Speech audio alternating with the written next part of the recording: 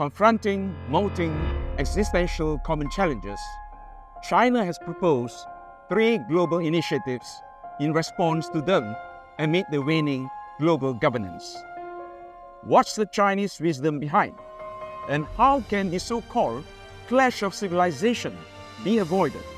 I'm Ong Tee Keat, President of the Belt and Road Initiative Caucus for Asia Pacific. I will share with you my observation on China's answers to the global problems.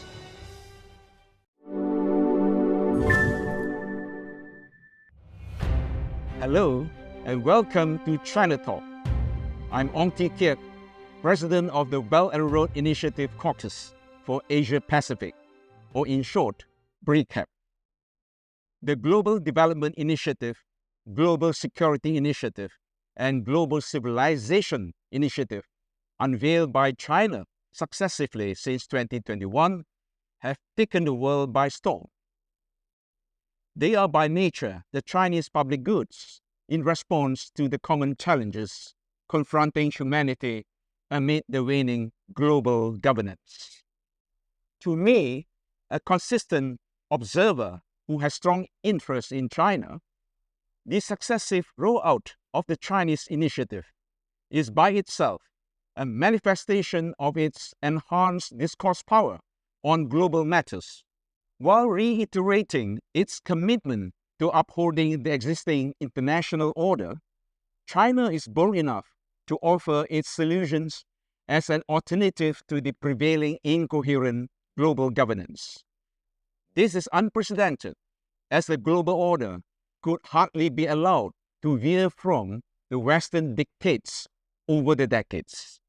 The Chinese initiatives witness an entirely different paradigm where inclusivity and symbiosis underpin the global endeavors. The Belt and Road Initiative first defied the West's dominance 10 years ago.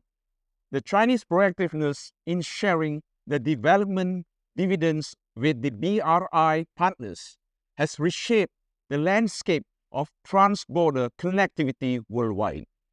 A case in point is the China-Laos rail link, which at one time was deemed a near insurmountable challenge in the Pan-Asian Railway project.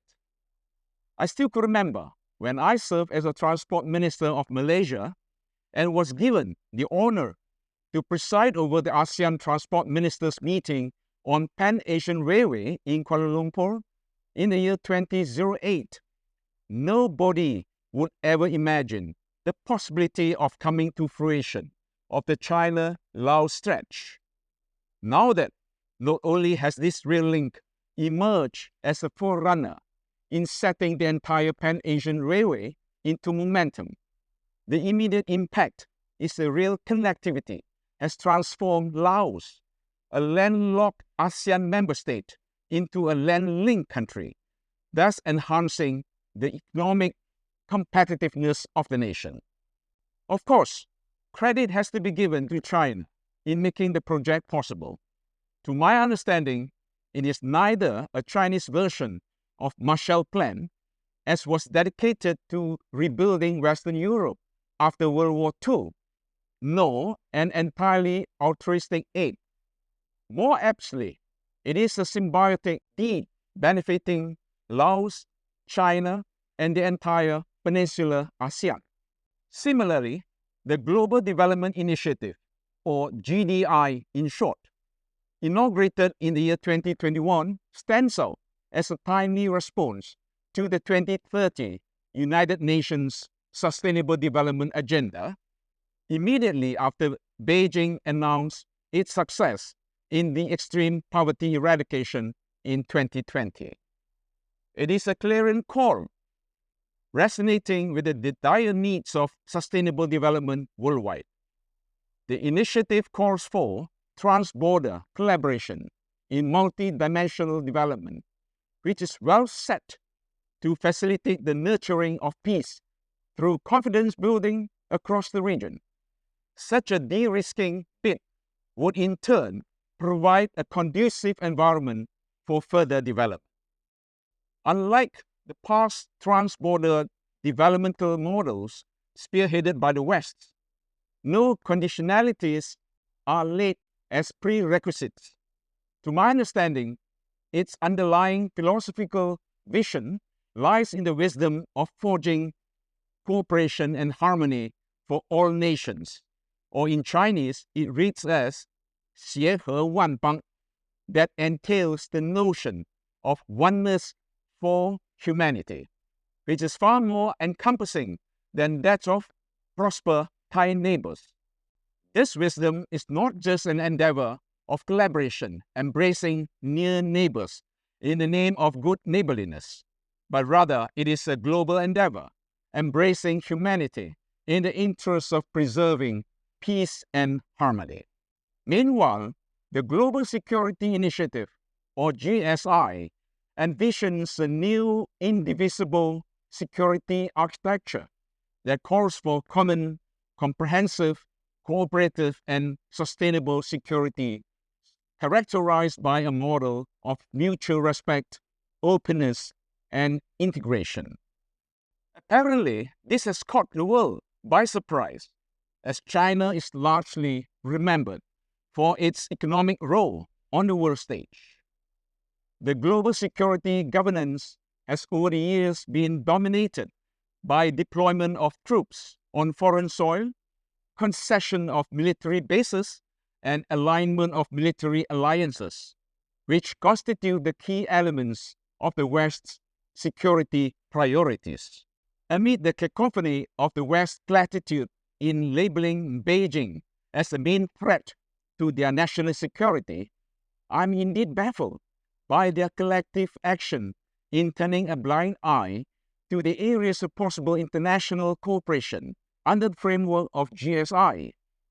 The emerging non-traditional security concerns, such as the insecurities of food, energy, and climate change, just to cite a few, remain obscured on the radar screens of these former colonialists.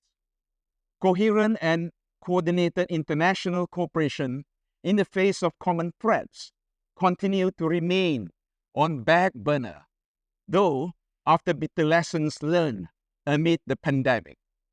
The stark contrast in responses to the global challenges as are manifested by the US-led West vis-a-vis China has dawned upon me that both sides are virtually having diverse priorities when the existential rights of humanity is at stake.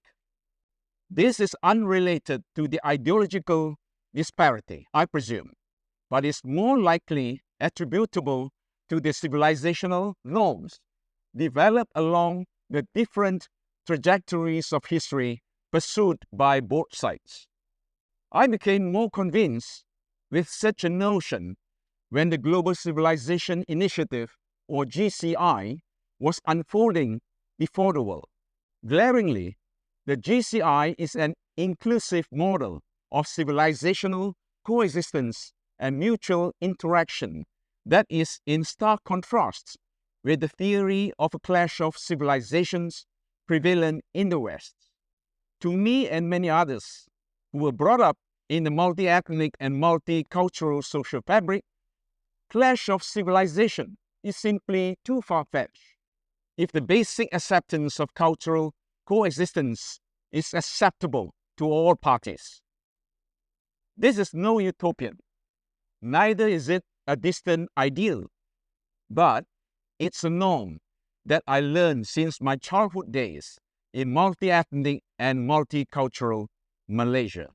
As an ethnic Chinese myself, I was taught the traditional Chinese virtues of harmony in diversity, or in Chinese, it reads as 和而不同, willingness to aid others when we have the means, 达则兼济天下, and the collective sense of shared destiny.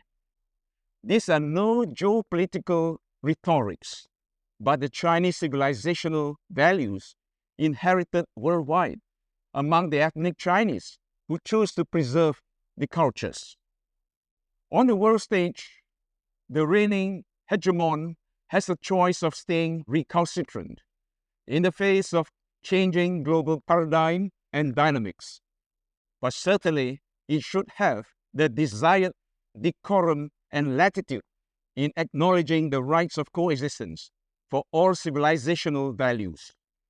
Any prejudicial judging of others' values and norms through the same old Western prisms will merely mirror the myopic arrogance of the past colonial powers amid the reshaping global order.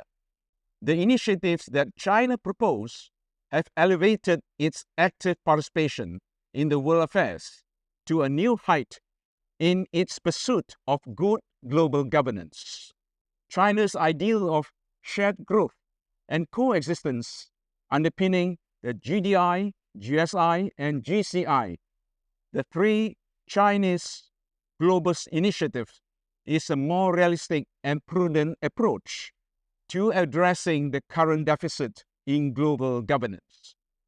This wisdom has its origin in the various Chinese philosophical thoughts, which constitute the rich heritage of the Chinese civilization. The element of inclusiveness has an entrenched spot in the Chinese civilizational philosophy, which encapsulates harmony in diversity.